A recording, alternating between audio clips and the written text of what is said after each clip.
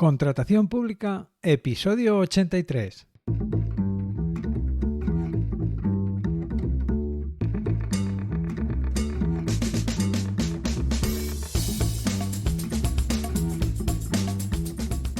Bienvenida, bienvenido a Contratación Pública, el podcast, la radio del contratista, donde se habla de todo lo relacionado con vender a la administración. Te habla Luis Gracia, consultor sin corbata y director de Escuela CP, la Escuela de la Contratación Pública. 2 de octubre de 2021, episodio número 83. Episodio que vamos a dedicar a hablar sobre las referencias en la interpretación y la aplicación de la ley de contratos del sector público. De quién dice qué se debe y no se debe hacer. Vamos allá.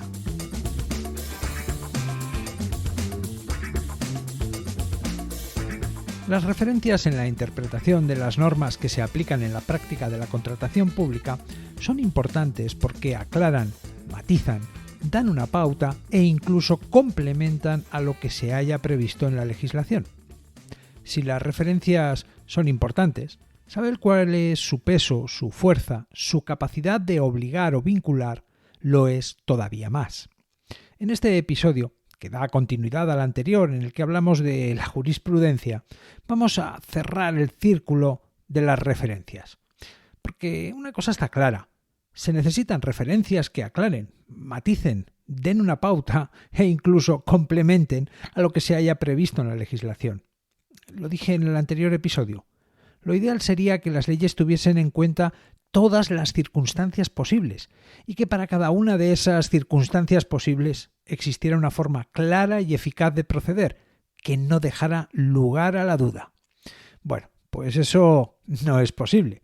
No es posible porque las leyes son hechas por humanos, para humanos, y también somos humanos los que las aplicamos, interpretamos y usamos. Es eso de que ningún plan sobrevive al contacto con el enemigo. En este episodio, que complementa y da continuidad al anterior, al episodio 82, hablaremos sobre las referencias más abundantes que existen en materia de contratación pública. El anterior episodio estuvo dedicado a definir qué es y qué no es jurisprudencia. Ya sabes, trata de llamar a las cosas por su nombre, no confundirnos y tener una idea de cómo funcionan las cosas. Bien, pues desde ese conocimiento podemos abordar el resto de referencias que existen.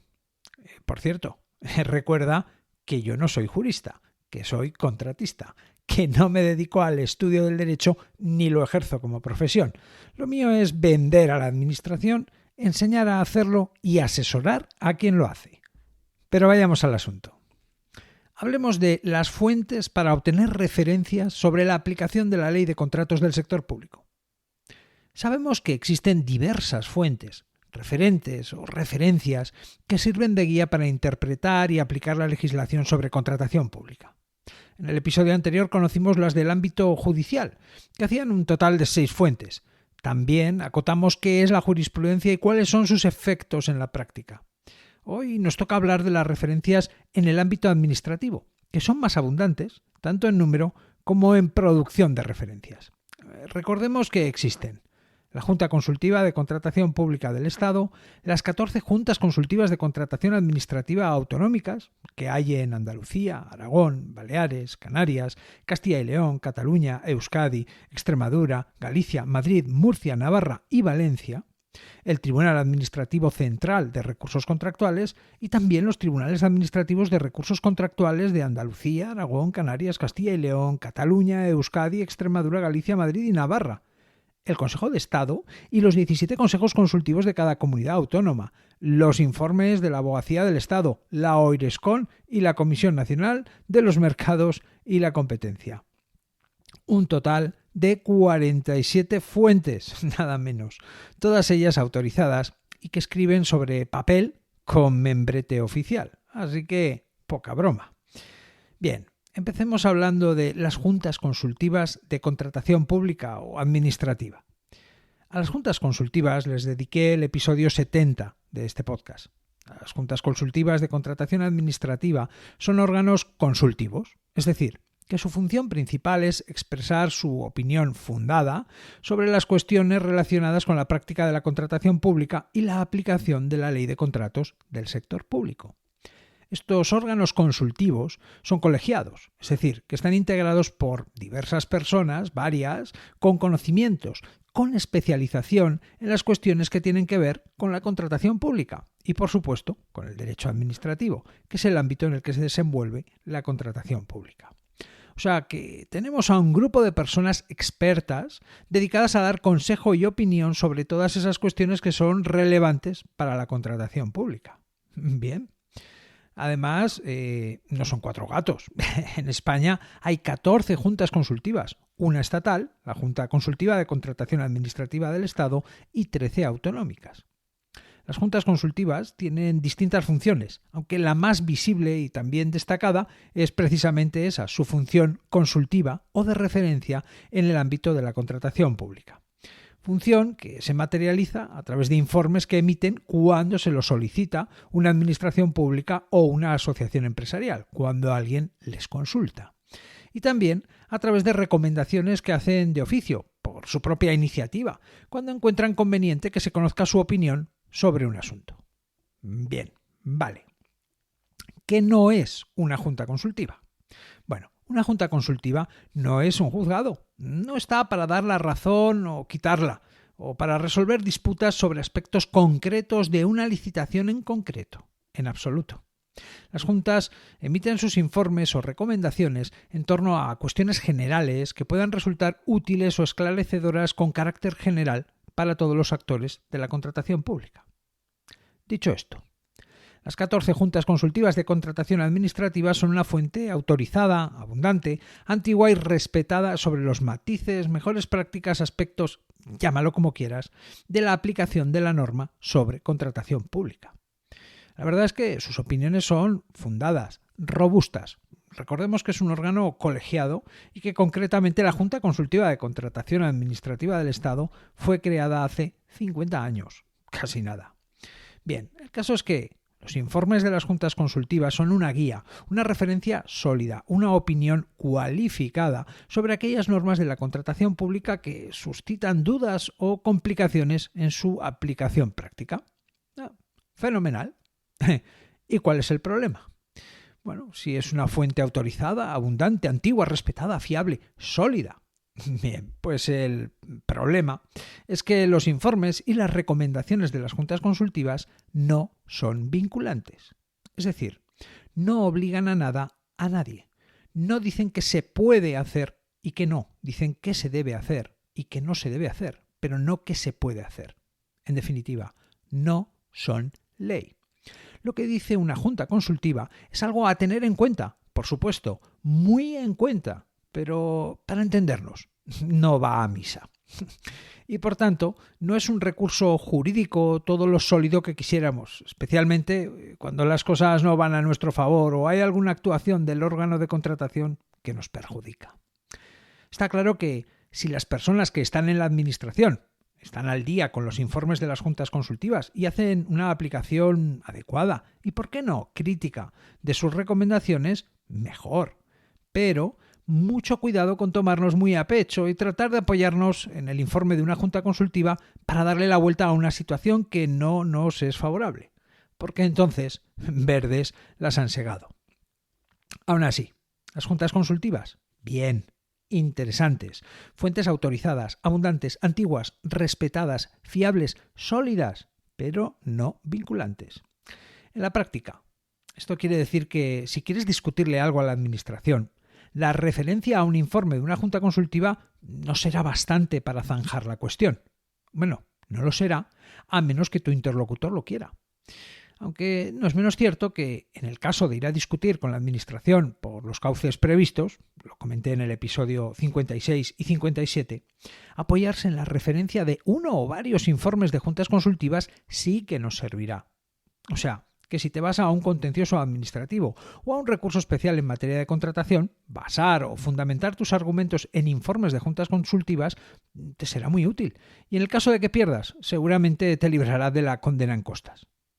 ¿Entendido hasta aquí? Bien. Los informes de las juntas consultivas son tan abundantes como útiles. Al fin y al cabo atienden dudas, cuestiones que se plantean en el día a día.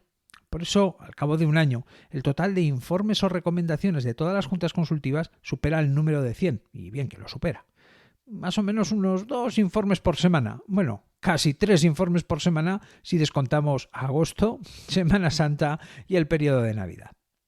Y todos estos informes oportunos, útiles. Se puede decir que a estas alturas es muy probable que haya al menos un informe para cada situación que se dé con mucha frecuencia y que sea común.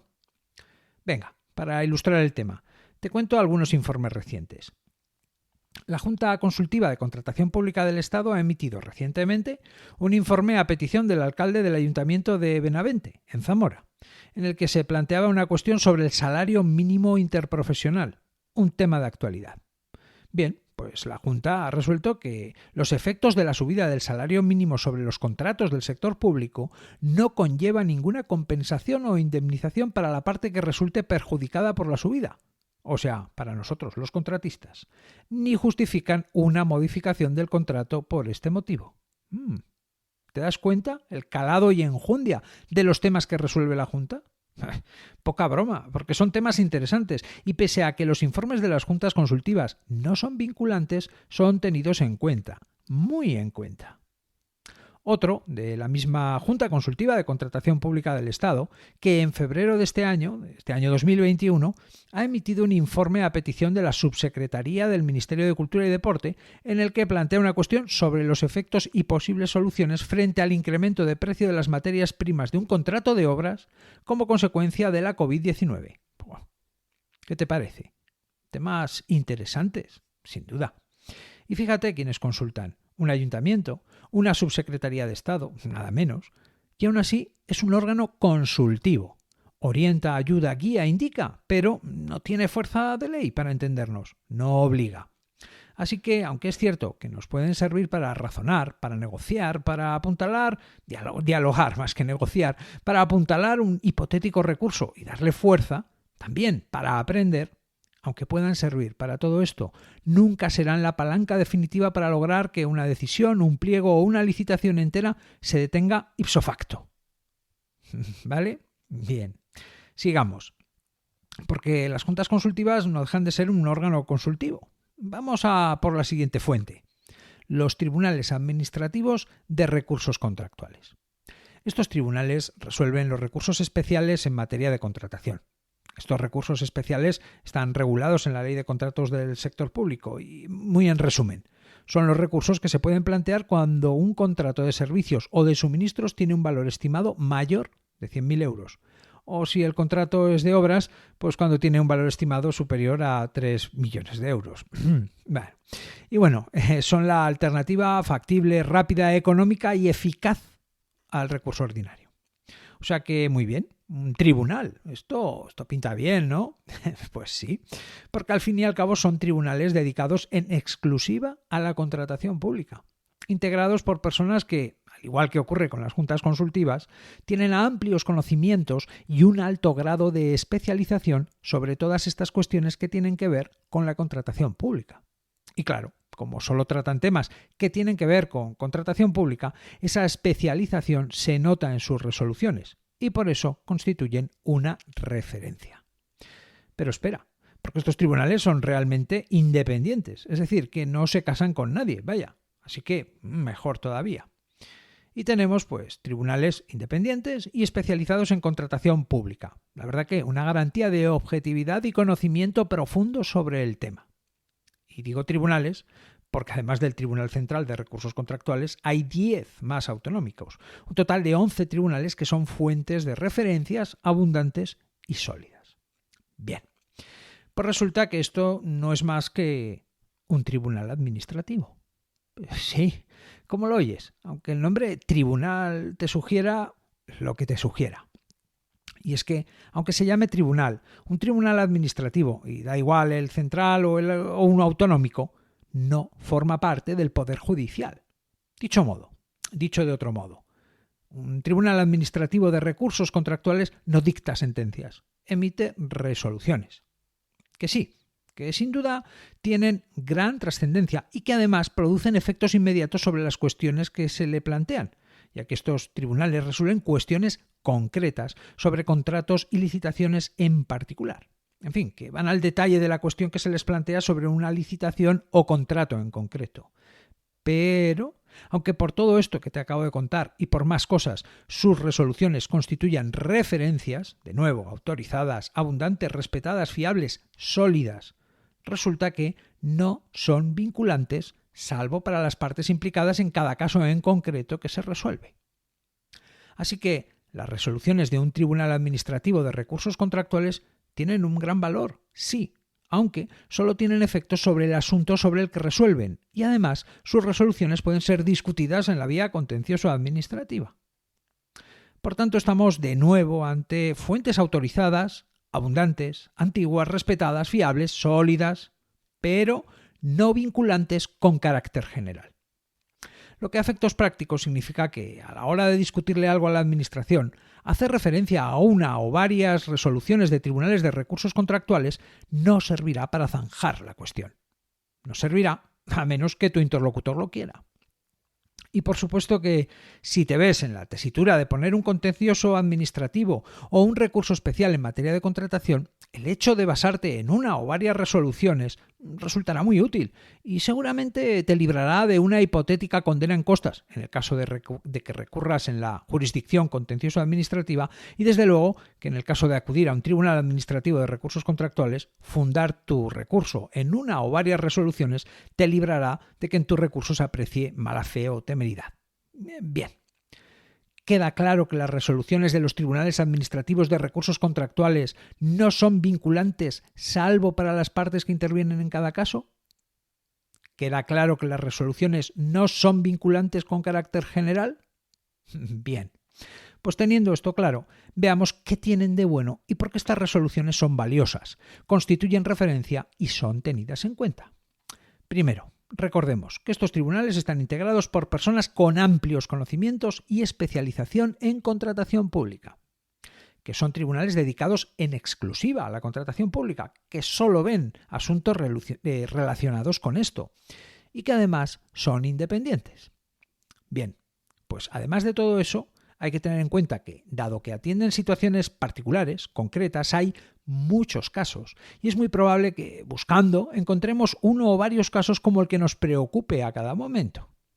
Que lo normal es que las resoluciones sean consistentes, que no se contradigan, que, por ejemplo, el Tribunal de Andalucía se apoye en una resolución del Tribunal de Cataluña que a su vez se apoya en numerosas resoluciones del Tribunal Central. En fin, que por tanto se puede entender que las resoluciones son predecibles, consistentes. Los tribunales no cambian de criterio o de opinión. Son consistentes en sus resoluciones a lo largo del tiempo y los casos. Y por supuesto que sus resoluciones son motivadas, fundadas. O sea que, bien, que aquí hay material del bueno. Oye, material del bueno, útil, valioso y abundante. Muy abundante. Para que te hagas a la idea, solo el Tribunal Central de Recursos Contractuales atiende más de 1.000 recursos o casos al año. Más de 1.000. Y eso solo el central. Si le suman los recursos que resuelven los 10 tribunales autonómicos, nos vamos a más o menos 3.000 resoluciones por año. Casi nada. Y demuestra un botón. Para ilustrar el tema, algunas cuestiones o resoluciones recientes. Mira, el Tribunal Administrativo de Recursos Contractuales de la Junta de Andalucía sobre la cuestión de si un órgano de contratación ha de permitir la participación en un procedimiento negociado sin publicidad a empresas que no hayan sido invitadas. Bueno, pues ahí ha resuelto que si un licitador no invitado por el órgano de contratación manifiesta su interés en presentar oferta o la presenta directamente, pues no resultará ajustado a derecho su rechazo por tal motivo, siempre y cuando ello se produzca en un estado de la tramitación del procedimiento que así lo permita. Bueno, o esta otra del Tribunal Administrativo Central de Recursos Contractuales sobre la cuestión de qué información debe incluirse en el pliego en los casos de que exista obligación de subrogación de trabajadores.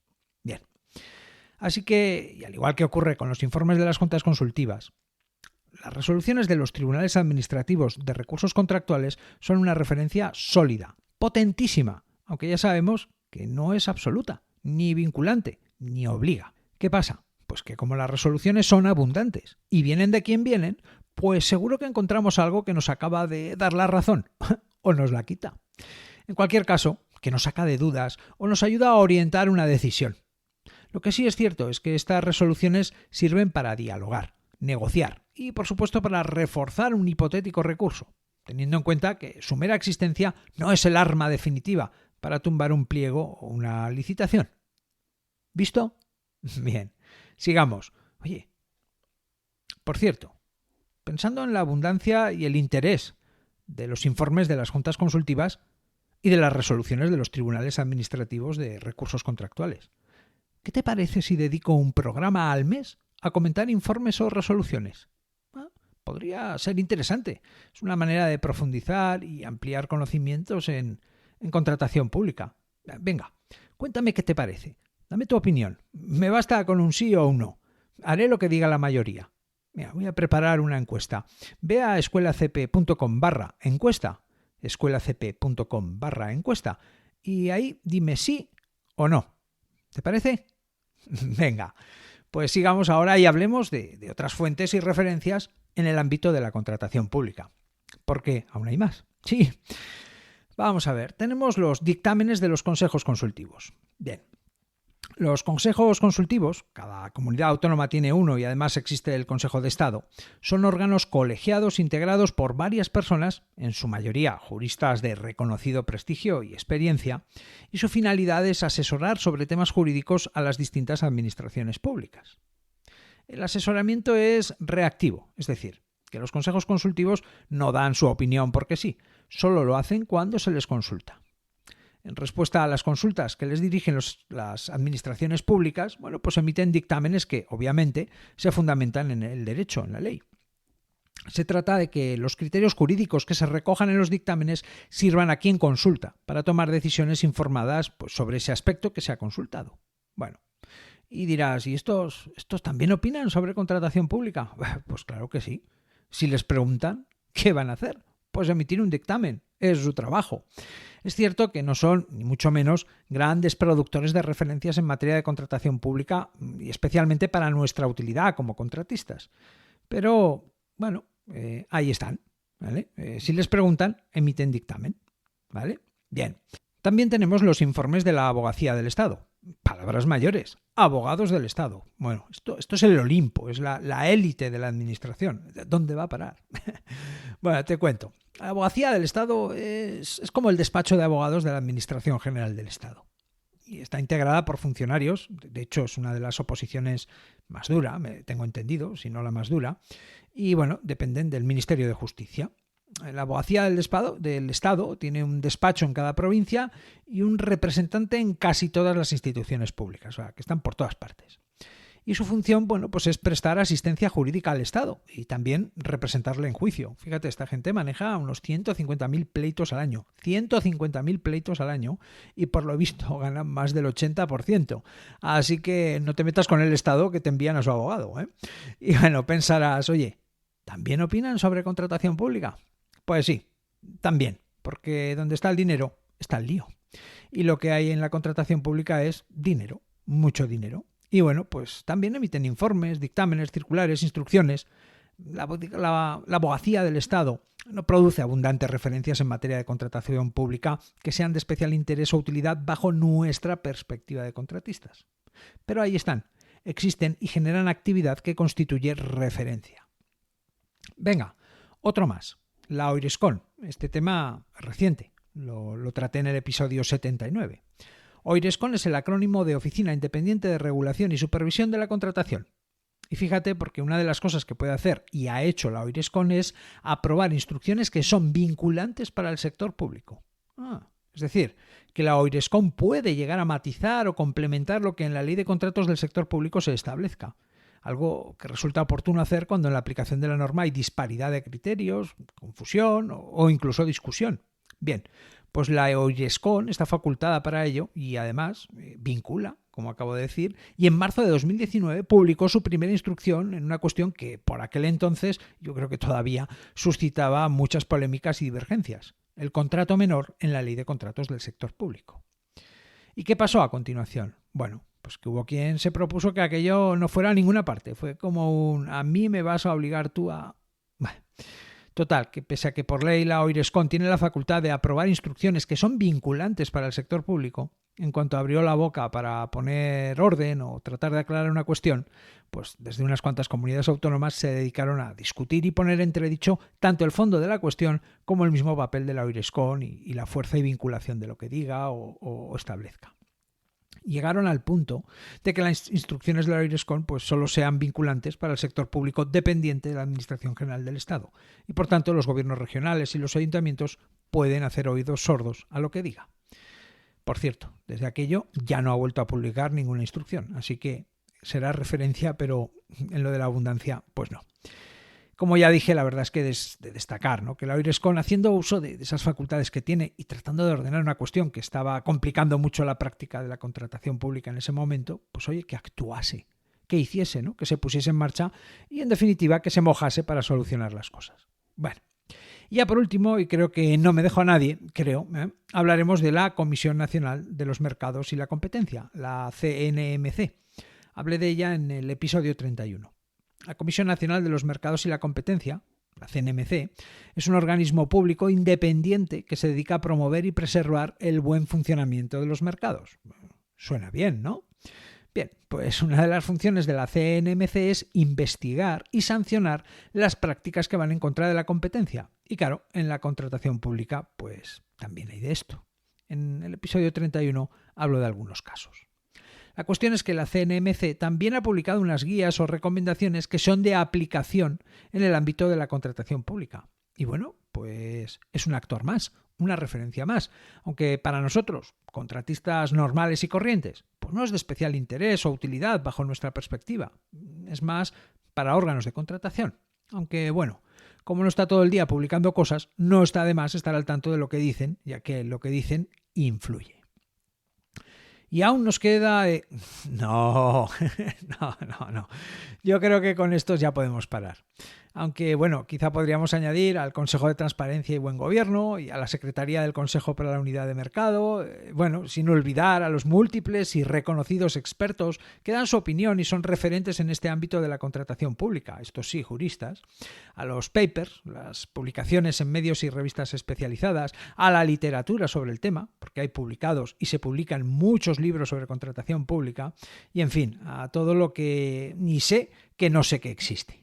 Aunque, en fin, en resumen, las referencias en la interpretación de las normas que se aplican en la práctica de la contratación pública son importantes porque aclaran, matizan, dan una pauta y complementan a lo que en la legislación se haya previsto. Volviendo al tema de la jurisprudencia, es importante recordar que lo importante es tener claro que la única jurisprudencia es la que tiene origen en el Tribunal Supremo y en el Tribunal de Justicia de la Unión Europea y que además no todas las sentencias, porque tengan origen en estos tribunales, son ya jurisprudencia. Solo crean jurisprudencia las sentencias que reúnen unas condiciones bien rigurosas. Tampoco hay que confundirse con la fuerza de la jurisprudencia, que es mucha, pero que no llega a sustituir a la ley. La jurisprudencia complementa a la ley, no la sustituye ni la modifica, ni mucho menos la revoca. Así que, cuando hablemos de jurisprudencia, tengamos claro que solo eso es jurisprudencia, eso y nada más. Dicho esto, los informes de las juntas consultivas de contratación administrativa son una guía, una referencia sólida y abundante, una opinión cualificada sobre la aplicación de los preceptos de la legislación sobre contratación pública que suscitan dudas o tienen cierta complicación. En fin, las juntas consultivas son una referencia de prestigio, autorizada, abundante, antigua, respetada, fiable, sólida, aunque como ya sabes, no vinculan ni a administraciones ni a jueces o tribunales. Lo que dice una junta consultiva es una referencia, es algo a tener muy en cuenta, pero no es jurisprudencia y ni mucho menos ley. Aunque no hay que confundirse, porque tampoco escriben en balde. Sus informes o recomendaciones no son papel mojado, en absoluto. Los informes y recomendaciones de las juntas consultivas son respetados, tenidos en cuenta, muy en cuenta, y por eso conocer su verdadera fuerza y existencia nos ayuda a dialogar con la administración de una forma más eficaz y constructiva, sabiendo de qué hablamos. Que hablar con propiedad es tan importante como hacerlo con humildad. Y las resoluciones de los tribunales administrativos de recursos contractuales, tribunales dedicados en exclusiva a la contratación pública, tribunales que, aunque resuelven con efectos prácticos los problemas que se les plantean, no dictan sentencias, dictan o emiten resoluciones que pueden ser objeto de un procedimiento contencioso administrativo incluso. La diferencia entre los informes de las juntas consultivas y las resoluciones de los tribunales administrativos son que los tribunales resuelven casos particulares concretos sobre una licitación o contrato en particular y que sus resoluciones tienen efectos inmediatos que vinculan a las partes que intervienen en el caso y por tanto se aplican, aunque sean susceptibles de recurso por la vía contencioso administrativa. Por lo demás, las resoluciones de los tribunales son una referencia respetada y muy abundante. Y por eso, al igual que ocurre con los informes y recomendaciones de las juntas consultivas, su utilidad radica en conocer su verdadera fuerza y existencia para poder dialogar con la Administración de forma eficaz y constructiva. De los demás, bueno, pues con saber que existen nos vale, ya que aunque se trate de referencias, por supuesto respetadas y reconocidas, no son fuentes abundantes y variadas para nuestras necesidades y conocimientos como contratistas. Y ya por último, un consejo. Antes de interpretar por tu cuenta, de dar por entendido, ante la duda, busca asesoramiento. Hablar con propiedad y conocimiento de causa es tan importante como hacerlo con humildad. Y hasta aquí el largo episodio 83. En el próximo episodio hablaremos sobre cómo pueden vender a la administración las empresas de nueva creación.